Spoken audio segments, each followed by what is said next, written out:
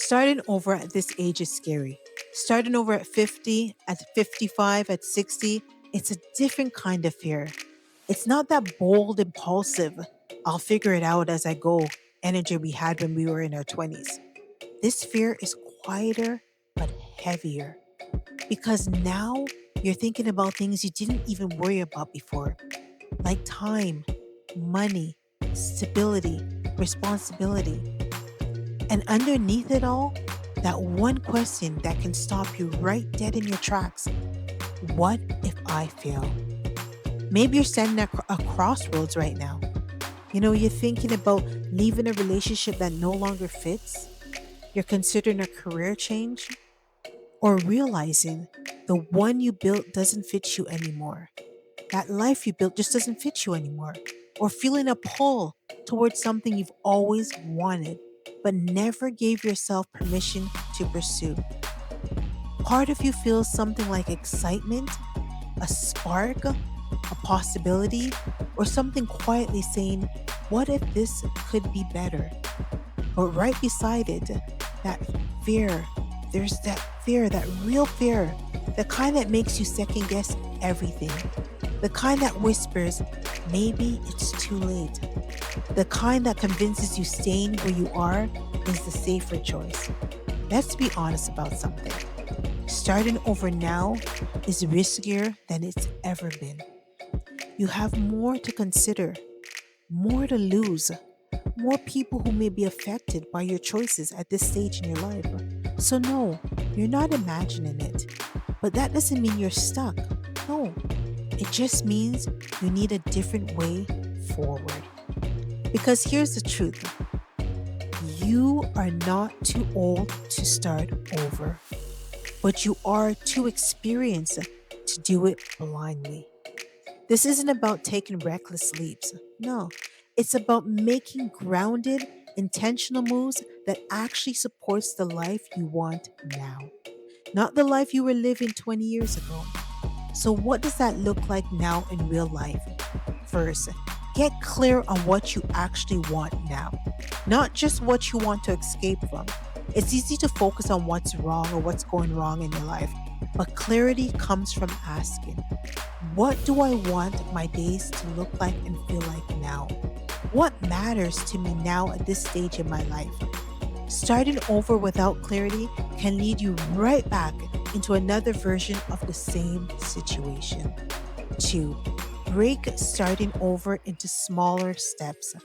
You don't have to burn your whole life down overnight. No, you can explore before committing. So test new directions and do it slowly. Build something on the side before making a full transition into it. This reduces risk and builds up your confidence. 3. Stabilize your foundation first. Fear gets louder when things feel uncertain. Look at your basics. So look into your finances, your living situation, your support system. Even small improvements here can give you the emotional space that you think clear, so that makes you think clearly instead of reacting out of panic. 4. Don't do this alone. This part is more important than most people realize. Whether it's friends, a coach, a community, or even a trusted person, having someone to talk to or to talk things through changes everything. Isolation makes fear louder. Support makes decisions clearer. 5. Expect discomfort, but don't mistake it for a wrong decision. Growth at this stage doesn't feel exciting at all the time. It often feels uncertain, awkward, and slow. That doesn't mean you're making a mistake. No, it means you're doing something new with awareness this time. And here's something important to understand: you're not starting from scratch, you're starting from experience. You have decades now of knowledge. You have more resilience. You have pattern recognition and strength you didn't even realize you built. That matters. It means you're far more capable than you feel right now. But let's also talk about the other side of this. Staying where you are has a cost too. Staying in the wrong relationship, staying in a life that no longer fits, Staying in something that drains you year after year, that doesn't keep you safe. You may think it does, but it doesn't. It slowly wears you down. So, yes, starting over is scary, but staying stuck, that's its own kind of fear.